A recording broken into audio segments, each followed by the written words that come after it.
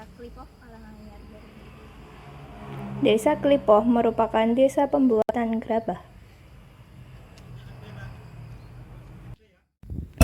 Nah, mari kita lihat hasil beberapa produk gerabah dari tanah liat.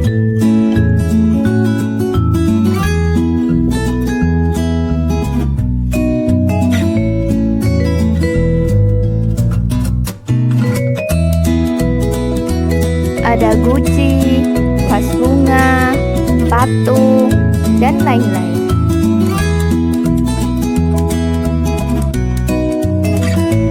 Kalian tahu nggak sih, di dalam pembuatan kerajinan gerabah terdapat beberapa konsep IPA.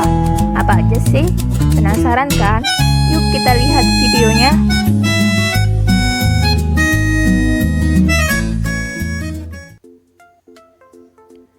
Konsep sains yang digunakan dalam pembuatan gerabah yaitu tekanan pada waktu pembentukan gerabah menggunakan alat pres.